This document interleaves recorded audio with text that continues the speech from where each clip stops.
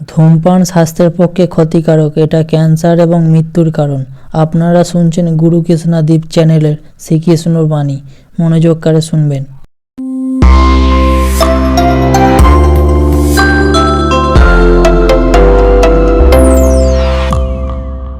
সময় কথায় আছে, আমাদের জীবনের প্রত্যেক মুহূর্ত স্বর্ণর মতো হয়।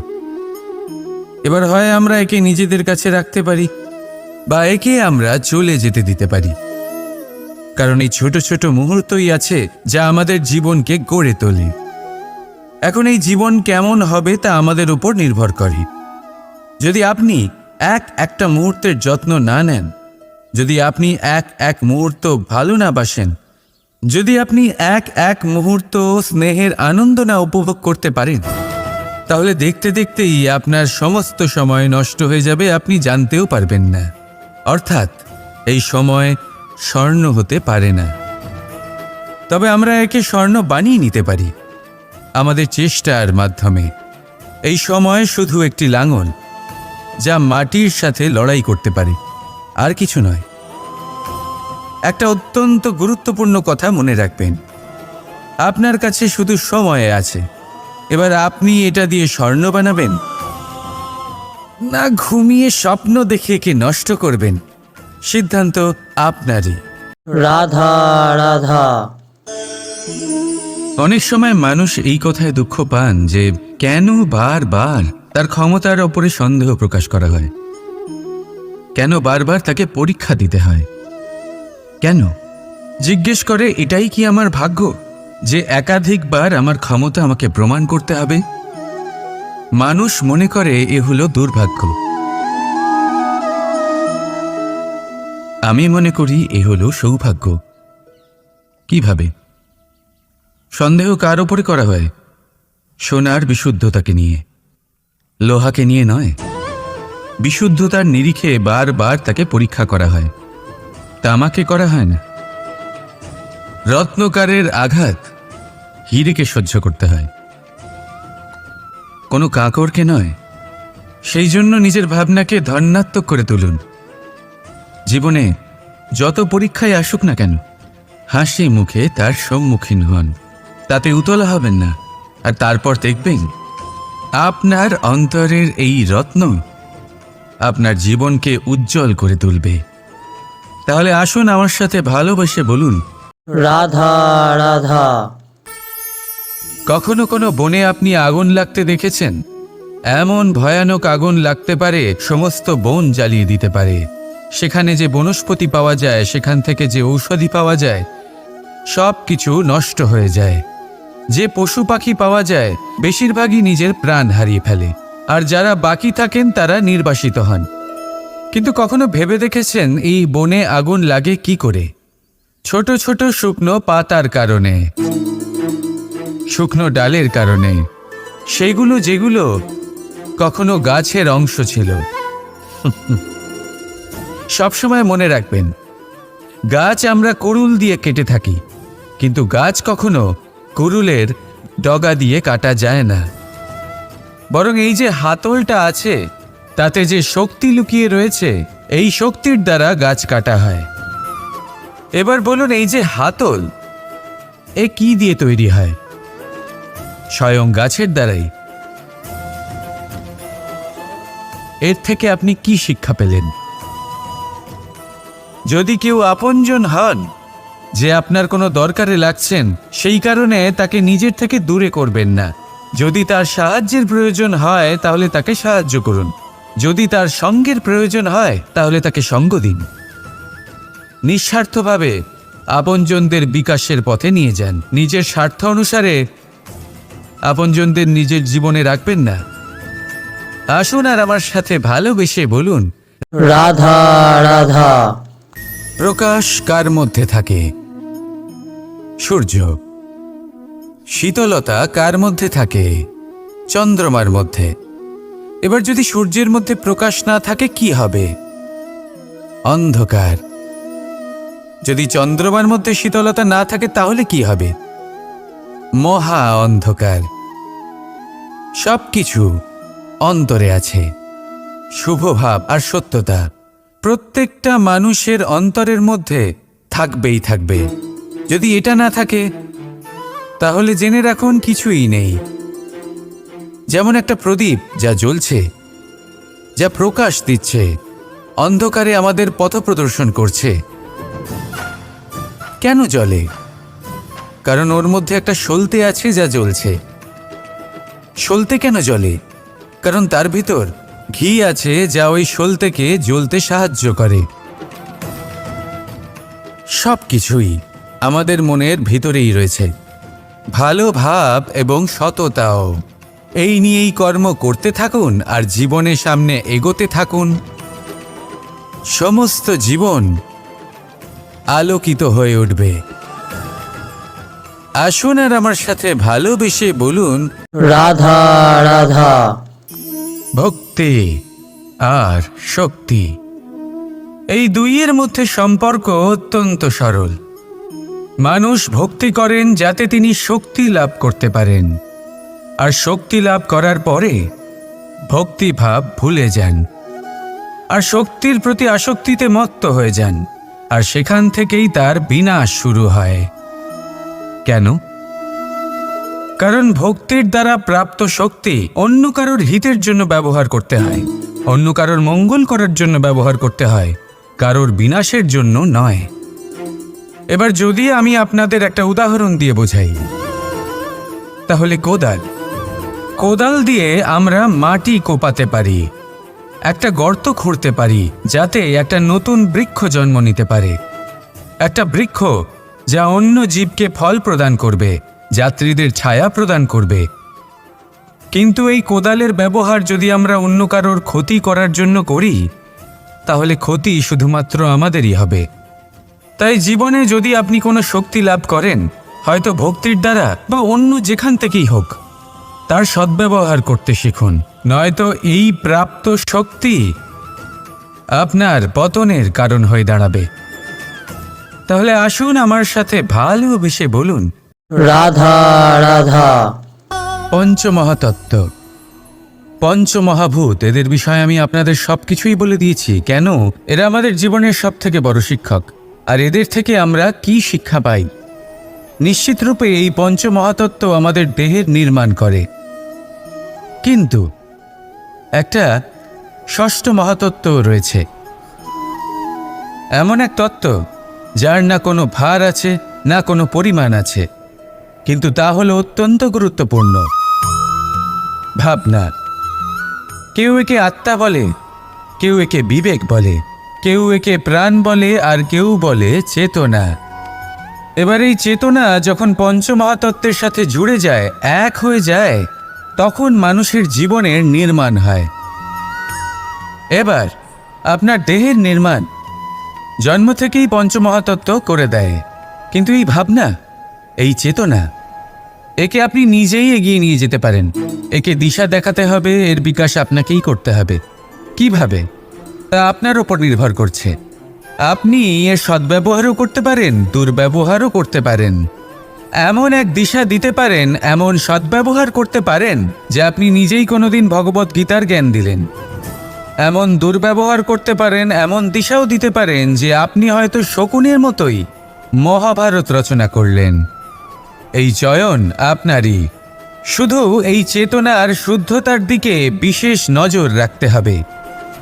যদি এই চেতনা শুদ্ধ হয় তাহলে প্রেম থাকবে, আর যদি এই চেতনা অশুদ্ধ হয় তাহলে বিদ্বেষ হবে। আর আমার মতে সুখ এবং শান্তি প্রেমের দ্বারাই লাভ হবে, বিদ্বেষ দ্বারা নয়। তাহলে আসুন আর আমার সাথে ভালোবেসে বলুন, রাধা রাধা। এই ব্রহ্মাণ্ড কত বৃহৎ, তাই না? যার সম্মুখে এই পৃথিবীকেও একটা বিন্দুর মতো মনে হয়। আর এই পৃথিবীতে আমরা কে হই? আমাদের আকার কি রকম? আমাদের অস্তিত্বই বা কি? যখন আমরা এভাবে ভাবি তখন মনে হয় আমরা কিছুই নই। তা আমরা যখন কিছুই নই, তাহলে আমরা এত চিন্তা করি কেন? কি ভেবে ভয় পাই? কাকেই বা এত ভয় পাই? কে আমাদের মারতে পারে আর কেই বা আমাদের জন্ম দেবে? আত্মার আসলে না কখনো জন্ম হয় আর না কখনো মৃত্যু। আত্মা শুধুই শরীর বদল করে। আপনি, আমি, আমরা সকলে এই শরীর নয়, আমরা হলাম আত্মা, যা হলো পরম আত্মার পরম অঙ্গ। সেই জন্য মনে রাখবেন, বাইরের কোথাও দেখবেন না, নিজের অন্তরের গভীরে গিয়ে দেখুন, আত্মাকে উপলব্ধি করতে শিখুন।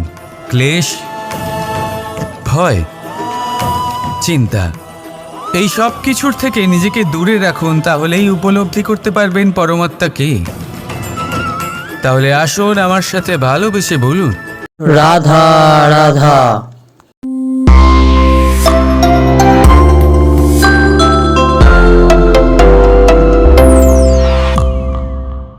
কখনো ঘোড়া আর তার ঘোড়সওয়ারিকে দেখেছেন? ঘোড়ার ডান এবং বাম দিকে যেন একটা পর্দা লাগানো থাকে। তার কারণ কি? যাতে ঘোড়া অন্য কোনো দিকে দেখতে না পায়, শুধুমাত্র সামনে দেখে আর সেই দিকেই এগোতে থাকে। বলতে গেলে এটা খুব সাধারণ ব্যাপার, কিন্তু এর পেছনে খুব বড় এক বিজ্ঞান লুকিয়ে রয়েছে। আপনি যদি জীবনে নিজের লক্ষ্যে পৌঁছতে চান, তাহলে আপনাকে এদিক ওদিক তাকানো বন্ধ করতে হবে, শুধু সামনে নিজের লক্ষ্যের দিকে তাকিয়ে থাকতে হবে।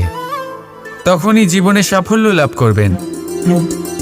ঘোড়া তো শুধুমাত্র এক পশু, তার উপরে লাগাম পরাতে হয়, চোখের ডান এবং বাম দিকে পর্দা পরিয়ে দেওয়া হয়। আপনি হলেন মানুষ, আপনাকে লাগাম কে পরাবে? কেউ না, এটা আপনাকে নিজেকেই করতে হবে। মনের গভীরে প্রবেশ করুন আর আবেগগুলিকে লাগাম পরান, তাদের নিয়ন্ত্রণ করতে শিখুন। আর নিজের দৃষ্টি সামনে, শুধু নিজের লক্ষ্যের দিকে। মনে রাখবেন, যদি আপনার দৃষ্টি শুধুমাত্র নিজের লক্ষ্যে থাকে, তাহলে লক্ষ্যভেদ অবশ্যই করবে। যদি একাগ্রতা এদিক ওদিক চলে যায়, তাহলে লক্ষ্য হারিয়ে যাবে। রাধা রাধা। দাদা আমাকে সব সময় জিজ্ঞাসা করেন যে, কানাই, তোমার এই মুখের হাসি, তোমার মুখে সব সময় কেন থাকে, কিভাবে থাকে? সামনে শত্রুপক্ষকে দেখেও ধৈর্য হারাও না, কেউ তোমার নিন্দে করলেও তার সাথে ঝগড়া করো না, কেউ তোমার বিষয় খারাপ ভাবলেও তাকে ঘৃণা করো না। কিভাবে আর কেন করো? আপনার মনেও নিশ্চয়ই এই প্রশ্ন আসে। এবারে বলি, এর উত্তর অত্যন্ত সরল। কখনো দেখেছেন গরু আর তার বাচ্চাকে কিভাবে সে তার মায়ের দুগ্ধ পান করে? সুখে থাকে, কারণ ও জানে যে ওর মা এই দুগ্ধরূপী অমৃত ওকে খাওয়াতেই থাকবে। ও জানে যে এই সময় শুধু ওর জন্য, যাতে ও নিজের মায়ের এই দুগ্ধরূপী প্রসাদ গ্রহণ করতে পারে, আর সেই জন্য ও সুখে থাকে। সেইভাবেই এই জীবন হলো ভালোবাসা। এতই ছোট হলো এই জীবন যে ভালোবাসার জন্য কম পড়ে যায়। ঘৃণা করে কেন সময় নষ্ট করব? আমি এটাই করি, আপনিও এটাই করুন। ভালোবাসুন, সবার মধ্যে ভালোবাসা ছড়ান, আর এই ভালোবাসার সাথেই বলুন, রাধা রাধা। বন্ধু আর শত্রু, প্রত্যেকের জীবনের একটা বড় অংশ এর উপরে নির্ভরশীল হয়ে থাকে। আপনার জীবনের সফলতা আর অসফলতাও এর উপরে নির্ভরশীল। কিন্তু এই বন্ধু এবং শত্রুদের খুঁজে পাওয়ার জন্য আপনাদের বাইরে যাবার প্রয়োজন নেই, কারণ এরা স্বয়ং আপনার ভেতরেই আছে। আপনি যদি বিনম্র থাকেন, যদি আপনি নিরন্তর প্রয়াস করতে পারেন, তাহলে আপনার কোনো বন্ধুর প্রয়োজন নেই। যদি আপনার মধ্যে অহংকার থাকে, যদি প্রতি কথায় আপনার মধ্যে ক্রোধ উৎপন্ন হয়, তাহলে আপনার শত্রুর কোনো প্রয়োজনই নেই। নিজের অন্তরের এই বন্ধু ও শত্রুকে চিনুন, আর আমার সাথে ভালোবেসে বলুন, রাধা রাধা। আপনি জীবনে কখনো দেখে থাকবেন অথবা শুনে থাকবেন যে মানুষ যখন দুধ পান করে, তার মধ্যে যদি কোনো মাছি এসে পড়ে, সে আর সেটা পান করে না, সেই দুধকে কোথাও ফেলে দেয় সে। কিন্তু ভেবে দেখুন, এখানে পরিস্থিতি একটু আলাদা হলে, দুধের বদলে ঘি থাকলে মানুষ কি করে? সেই ঘি ফেলে দেয় না, সেখান থেকে মাছিটাকে বের করে ফেলে দেয়। এটা দিয়ে আমরা কি শিক্ষা পেলাম? এটাই যে এখানে মাছি গুরুত্বপূর্ণ নয়, গুরুত্বপূর্ণ হলো সেই খাবার, ঘি। এবারে ভাবুন, দুধ আর ঘি এই দুই উৎপন্ন হয় গরু থেকে। তাহলে বেশি মাহাত্ম্য ঘিকে কেন দেওয়া হয়? তার কারণ যে যত বেশি তাপ সহ্য করে সে তত উৎকৃষ্ট হয়, সে ততটা মূল্যবান হয়। এতটাই মূল্যবান যে যদি তাতে কোনো দোষও থাকে মানুষ সেটা গ্রাহ্য করে না। তাই মনে রাখবেন, এই পুষ্টি অপুষ্টি এ শুধুই নামমাত্র, কিন্তু পরিশ্রম করা, সংঘর্ষ করা, তাপ সহ্য করা, এটা মানুষের অনুভূতি। তাই নাম নিয়ে না ভেবে অনুভূতির ওপরে মনোনিবেশ করুন, তাকে গুরুত্ব দিন। আর আসুন আমার সাথে ভালোবেসে বলুন, রাধা রাধা। মায়ের আরেকটা সব থেকে মহান গুণ পরিস্থিতির সাথে নিজেকে মানিয়ে নেওয়ার অদ্ভুত শক্তি। যেভাবে একজন মা নিজেকে মানিয়ে নিতে পারেন আর কেউ তা পারে না। মা একটা বিশাল নদীর মতো, যার গতিবেগ অপরিসীম, কিন্তু অহংকার একটুও নেই। যেভাবে একটা নদী পথের অনুকূলে প্রবাহিত হয়, সেভাবে একজন মা নিজের সন্তানের স্নেহে ঢলে পড়ে, পরিস্থিতি যাই হোক না কেন। সন্তানের ঘুমানোর সময়ের সাথে নিজের ঘুমানো, সন্তানের জাগার সময়ের সাথে নিজের জেগে ওঠা, সন্তানের পছন্দ মতো খাবার সে নিজের পছন্দের খাবার বানিয়ে নেয়। এটা মায়ের আঁচলই বটে, যা রোদে ছায়া হয়ে আসে, যা শীতে কম্বলের কাজ করে। মা এমন হয় যে সন্তানের যাতে ঘুম না ভাঙে সেই জন্য সে এক পাশ হয়ে ঘুমানোর অভ্যেস করে নেয়। আর পরিস্থিতির সাথে শুধুমাত্র সেই মানিয়ে নিতে পারে যে সন্তানকে প্রকৃত ভালোবাসে। এই মাকে আমার শত কোটি প্রণাম। রাধা রাধা। বন্ধুত্বের অর্থ কি? যাতে আপনার কোনো মতলব আছে। আর সেই প্রেমের অর্থ কি? যাতে আপনার কোনো স্বার্থ আছে। এই দুই ভাব এমনই যাতে আপনার কিছু চাওয়া উচিত নয়, শুধুই দেওয়া উচিত। আপনার সময়, আপনার ভাবনা, আপনার সুখ কিছু চাওয়ার জন্য করলে সেই বন্ধুত্ব কিসের? কিছু পাওয়ার জন্য করলে তা প্রেম কিসের? এমনিতেও দেখতে গেলে যারা প্রেম করে তাদের কিছু পাওয়ার প্রয়োজন পড়ে না। আর যাদের কাছে আছে 2.5 অক্ষরের শব্দ প্রেম, তাদের কাছে সংসারের সব থেকে বড় ভান্ডার আছে। তাহলে আপনারা এই ভান্ডার বৃদ্ধি করুন আর আমার সাথে বলুন, রাধা রাধা। আমরা মানুষেরা নয়। কারণ যদি কথায় কথায় সাহায্য নেওয়া অভ্যেসে দাঁড়িয়ে যায়, তাহলে আপনি নিজে দুর্বল হয়ে পড়বেন। নিজেই সমস্যার সমাধান না করে আপনি কথায় কথায় অন্যদের থেকে সাহায্য নেবেন। আর দ্বিতীয়ত, সহায়তার সাথেই জড়িয়ে থাকে উপকারের আভার। তাই যার থেকে সাহায্য নিয়েছেন তার কাছে আপনাকে নত হয়ে থাকতে হবে। এই জন্য বিপদের দিনেও ভেবে চিন্তে সাহায্য নিন, কারণ বিপদ তো কিছুদিন পর কেটে যাবে, কিন্তু সেই উপকারের ঋণের ভার জীবনভর আপনার সাথে থাকবে। রাধা রাধা। জব পেয়ে যায়, ধন অর্জন করে, কিন্তু আপনি একটু ভেবে দেখুন, এটা কি ঠিক? পরিচয়ের ভিত্তিতে পাওয়া কাজ আপনার সাথে ততক্ষণ থাকবে যতক্ষণ আপনার তার সাথে মধুর সম্পর্ক থাকবে। সম্পর্কে ছেদ হলেই কাজ বেরিয়ে যাবে আপনার হাত থেকে। তাহলে কি করা যায়? এর উত্তর হলো কাজ। নিজের কাজ মন দিয়ে করুন, নিজের কাজ নিশ্চিত হয়ে করুন, কারণ পরিচয়ের ভিত্তিতে পাওয়া কাজ বেশি সময় থাকবে না, কিন্তু কাজ থেকে পাওয়া পরিচয় যুগ যুগান্তর ধরে থাকবে। রাধা রাধা। মানুষ যখন জন্মগ্রহণ করেন আর মানুষ যখন এই সংসার ত্যাগ করে চলে যান, এর মধ্যভাগকে আরো একটা গুণ প্রদান করেছে, প্রয়াস। কখনো কোনো ছোট বালককে দেখেছেন? না কিছু বলতে পারে, না কিছু বুঝতে পারে, কিন্তু নিজের হাঁটুতে ভর দিয়ে সারা বাড়ি ঘুরে দেখার প্রয়াস করে।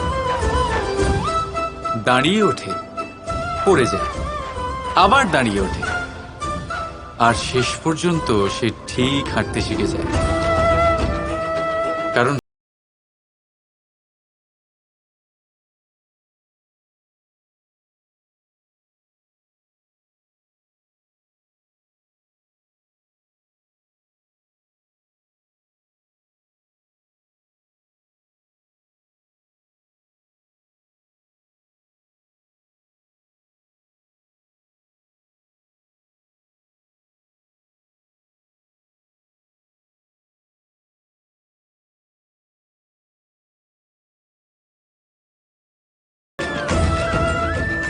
রাধা রাধা।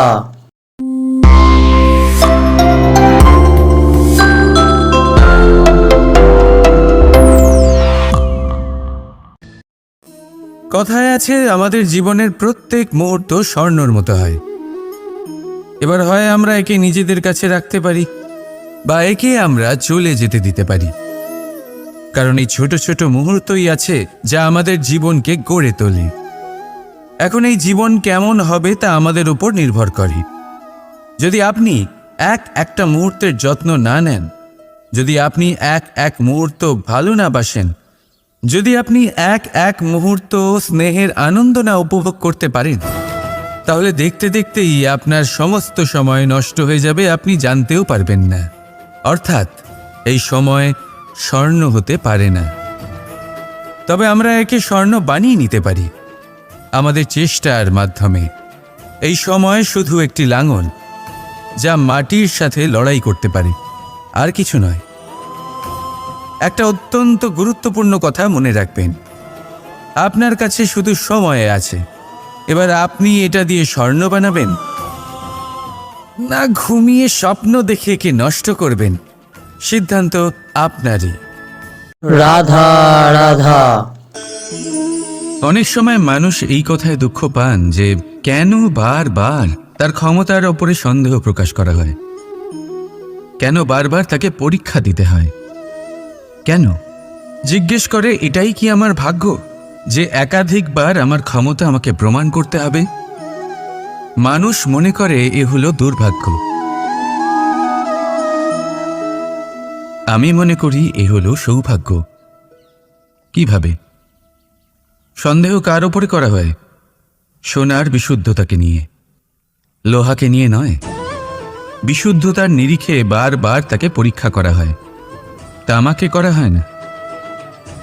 রত্নকারের আঘাত হীরেকে সহ্য করতে হয়, কোনো কাঁকরকে নয়। সেই জন্য নিজের ভাবনাকে ধন্যাত্মক করে তুলুন।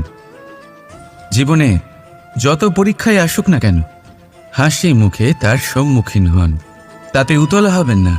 আর তারপর দেখবেন আপনার অন্তরের এই রত্ন আপনার জীবনকে উজ্জ্বল করে তুলবে। তাহলে আসুন আমার সাথে ভালোবেসে বলুন, রাধা রাধা। কখনো কোনো বনে আপনি আগুন লাগতে দেখেছেন? এমন ভয়ানক আগুন লাগতে পারে সমস্ত বন জ্বালিয়ে দিতে পারে। সেখানে যে বনস্পতি পাওয়া যায়, সেখান থেকে যে ঔষধি পাওয়া যায়, সব কিছু নষ্ট হয়ে যায়। যে পশু পাখি পাওয়া যায় বেশিরভাগই নিজের প্রাণ হারিয়ে ফেলে, আর যারা বাকি থাকেন তারা নির্বাসিত হন। কিন্তু কখনো ভেবে দেখেছেন এই বনে আগুন লাগে কি করে? ছোট ছোট শুকনো পাতার কারণে, শুকনো ডালের কারণে, সেগুলো যেগুলো কখনো গাছের অংশ ছিল। সবসময় মনে রাখবেন, গাছ আমরা কুড়ুল দিয়ে কেটে থাকি, কিন্তু গাছ কখনো কুড়ুলের ডগা দিয়ে কাটা যায় না। বরং এই যে হাতলটা আছে, তাতে যে শক্তি লুকিয়ে রয়েছে, এই শক্তির দ্বারা গাছ কাটা হয়। এবার বলুন, এই যে হাতল, এ কি দিয়ে তৈরি হয়? স্বয়ং গাছের দ্বারাই। এর থেকে আপনি কি শিক্ষা পেলেন? যদি কেউ আপনজন হন, যে আপনার কোনো দরকারে লাগছেন, সেই কারণে তাকে নিজের থেকে দূরে করবেন না। যদি তার সাহায্যের প্রয়োজন হয় তাহলে তাকে সাহায্য করুন, যদি তার সঙ্গের প্রয়োজন হয় তাহলে তাকে সঙ্গ দিন। নিঃস্বার্থভাবে আপনজনদের বিকাশের পথে নিয়ে যান। নিজের স্বার্থ অনুসারে আপনজনদের নিজের জীবনে রাখবেন না। আসুন আর আমার সাথে ভালোবেসে বলুন, রাধা রাধা। প্রকাশ কার মধ্যে থাকে? সূর্য। শীতলতা কার মধ্যে থাকে? চন্দ্রমার মধ্যে। এবার যদি সূর্যের মধ্যে প্রকাশ না থাকে কি হবে? অন্ধকার। যদি চন্দ্রমার মধ্যে শীতলতা না থাকে তাহলে কি হবে? মহা অন্ধকার। সবকিছু অন্তরে আছে, শুভ ভাব আর সত্যতা প্রত্যেকটা মানুষের অন্তরের মধ্যে থাকবেই থাকবে। যদি এটা না থাকে তাহলে জেনে রাখুন কিছুই নেই।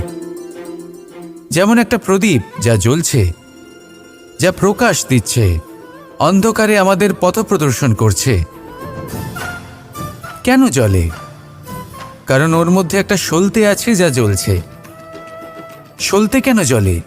কারণ তার ভিতর ঘি আছে যা ওই সলতেকে জ্বলতে সাহায্য করে। সব কিছুই আমাদের মনের ভিতরেই রয়েছে, ভালো ভাব এবং সততাও। এই নিয়েই কর্ম করতে থাকুন আর জীবনের সামনে এগোতে থাকুন। সমস্ত জীবন আলোকিত হয়ে উঠবে। আসুন আর আমার সাথে ভালোবেসে বলুন, রাধা রাধা। এখানে শ্রীকৃষ্ণ বাণীটি সমাপ্ত হলো। ভালো লাগলে গুরুকৃষ্ণা দীপ চ্যানেলটিকে লাইক, কমেন্ট, শেয়ার করবেন। জয় শ্রীকৃষ্ণ। রাধে রাধে।